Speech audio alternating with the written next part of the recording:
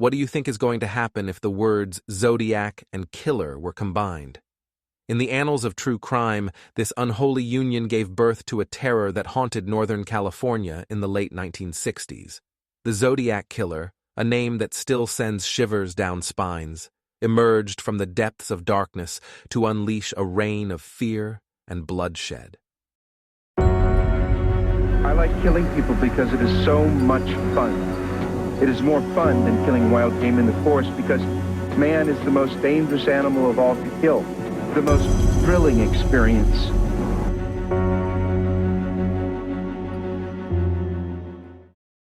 August 1st, 1969, marked the chilling inception of one of America's most notorious serial killers, the Zodiac Killer. On that ominous day, the San Francisco Examiner, San Francisco Chronicle, and Vallejo Times-Herald each received an identical handwritten letter, an enigma without a return address. The letter ominously commenced with the words, "Dear Editor, I am the killer of the 2 teenagers last Christmas at Lake Herman," revealing gruesome details of the Zodiac Killer's past crimes, details known only to the perpetrator. But the most horrifying element was the threat that followed. Publish these letters on the front page or face further terror. Signifying his sinister presence, the letter concluded with an eerie symbol, a circle with a cross, a symbol that would forever be etched into the annals of true crime history as the Zodiac Killer's emblem. Accompanying these letters were sections of a cryptic cipher, an intricate puzzle concealing his identity. As law enforcement agencies across the Bay Area, aided by the FBI, raced to unmask this malevolent figure, another missive arrived at the San Francisco Examiner, beginning with the chilling declaration, "Dear Editor, this is the Zodiac speaking." Once again, it recounted the gruesome details of his murders and brazenly taunted the police for their inability to decode his messages or apprehend him. It was only a matter of time before an unsung hero emerged. High school teacher Donald Harden and his wife, Betty, cracked the cipher, revealing the words that sent shivers down the spines of those who read it. "I like killing people because it is so much fun. It is more fun than killing wild game in the forest because man is the most dangerous animal of all." The terror escalated 3 days after the 4th known Zodiac killing, the murder of taxi driver Paul Stine. The San Francisco Chronicle received a letter laying claim to the gruesome act. Penned with the same erratic print as his previous correspondences, it recounted the grisly details of Stine's murder and included a ghastly artifact, a blood-stained fragment of Stine's shirt. Chillingly, the letter ended with a diabolical plan, a threat to shoot out the tire of a school bus and pick off the kiddies as they come bouncing out. The Zodiac Killer continued to torment Bay Area newspapers, delivering cryptic ciphers, boasting of more murders, and ridiculing the authorities' inability to apprehend him. Then, in 1974, the letters ceased, leaving an eerie silence. But the investigation never truly ended, as the shadow of the Zodiac Killer still looms over the collective memory, a chilling reminder that some mysteries may never be fully solved.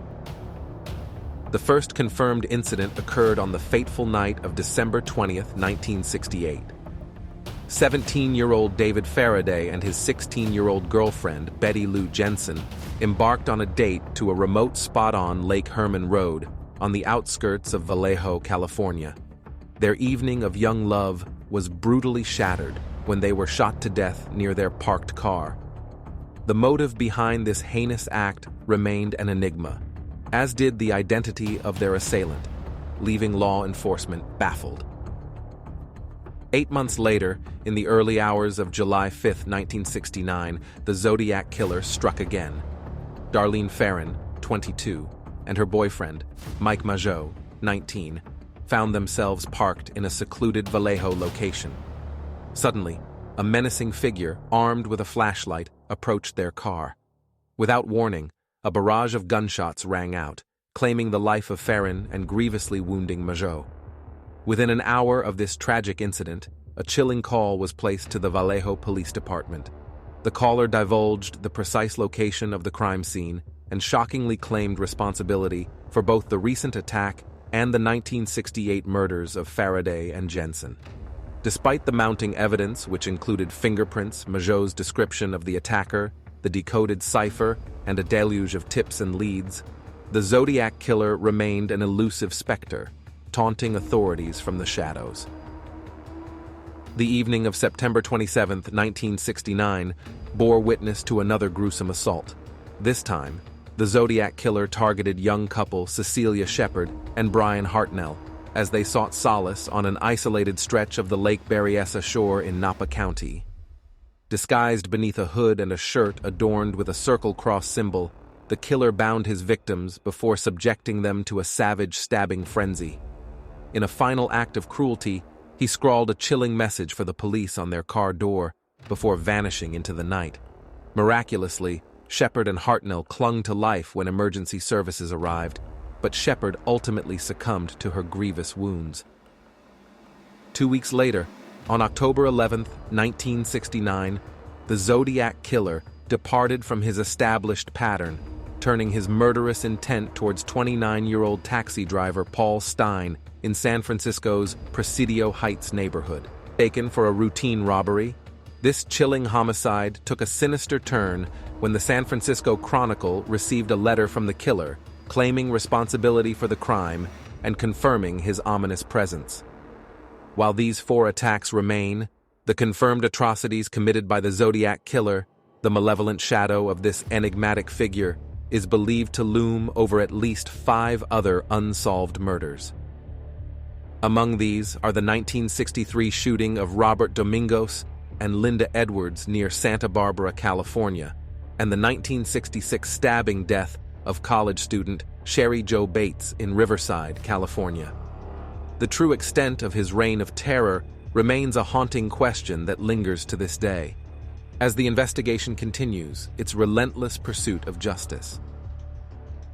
The elusive nature of the Zodiac killer has left an indelible mark on the annals of true crime, perpetually eluding the grasp of law enforcement. In the wake of the known and suspected Zodiac murders, a vexing veil of uncertainty persists, casting a shadow over nearly 5 decades of investigative efforts. The enduring enigma of the Zodiac case continues to captivate the public's imagination, giving rise to a plethora of theories regarding the identity of this remorseless killer. These theories, varying in credibility from plausible to the utterly outlandish, have captured the public's fascination, and some have even prompted investigations into individuals who may have been the Zodiac killer. One of the earliest and most persistent theories emerged from the works of true crime author Robert Graysmith. In his books Zodiac, 1986, and Zodiac Unmasked, 2002, Graysmith pointed to a man named Arthur Lee Allen as the most likely suspect. Allen, however, passed away in 1992, and conclusive evidence linking him to any of the murders has remained elusive. In a stunning twist, Gary L. Stewart, in his 2014 book, The Most Dangerous Animal of All, claimed that his own father, Earl Van Best Jr., bore an uncanny resemblance to the police sketch of the Zodiac killer and was the perpetrator of these heinous crimes. Yet another revelation emerged in 2014 when a man came forward to disclose that his friend, Louis Myers, had allegedly confessed to being the Zodiac killer before his death in 2002. While certain aspects of Myers' history seemed to align with the Zodiac's activities, the lack of conclusive evidence left this theory shrouded in doubt. In a recent development, a 2023 Peacock documentary series titled Myth of the Zodiac Killer challenged the conventional wisdom. The series postulates that the murders may have been the work of multiple individuals, a theory rooted in the diversity of the crimes. Director Andrew Knock asserted, "It's very unusual for cold cases to have this much information, but if you read all the police files, you see that there's very little linking these crimes together. Different weapons, different MO, different victim profile, even eyewitness statements, different locations, or a trophy being taken from one, but none of the others." The enduring mystique of the Zodiac killer case persists as a testament to the chilling capacity of some crimes to defy resolution.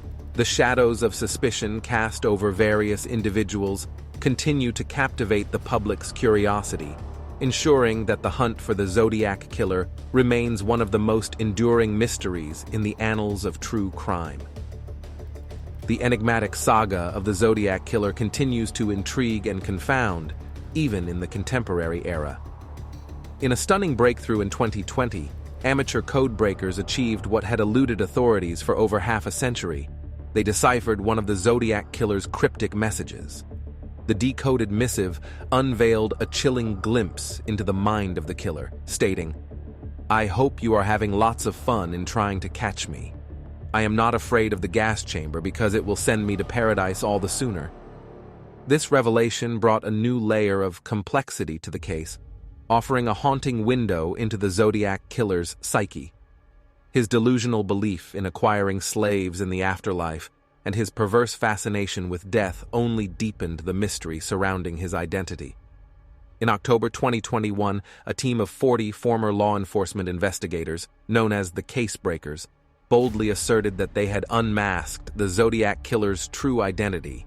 Their theory pointed to Gary Francis Post, who had passed away in 2018 as the perpetrator of these gruesome murders. The crux of their argument hinged on DNA evidence discovered at the 1966 murder scene of Cherry Jo Bates at Riverside City College in California.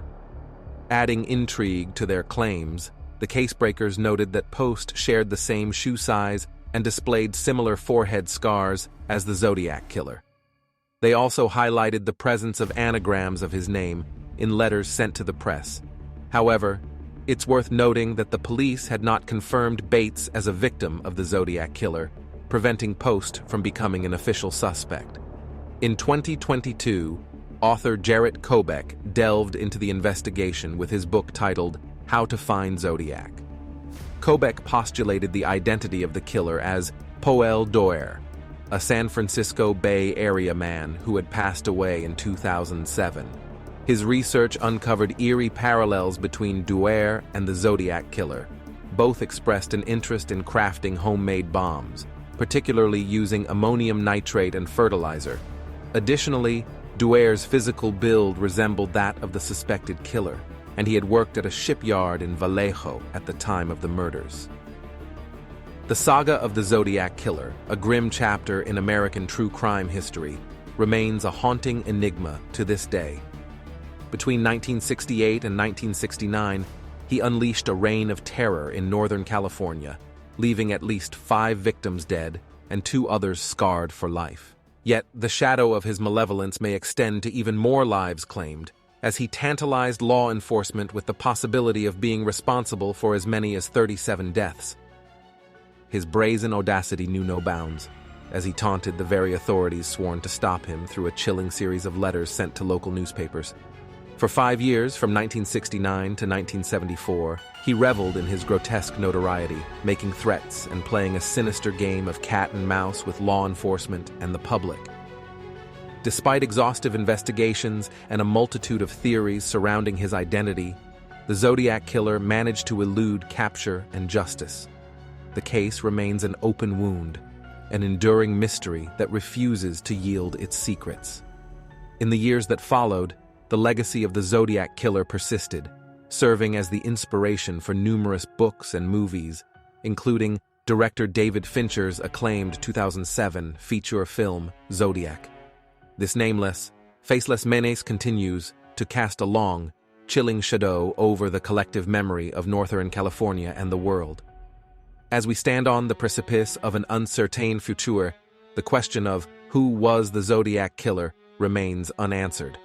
The relentless pursuit of truth endures, fueled by the hope that one day this sinister riddle will be solved and the victims will find the justice they have long deserved. Until then, the mystery endures, a chilling testament to the enduring power of unsolved crimes and the unquenchable thirst for answers in the face of darkness.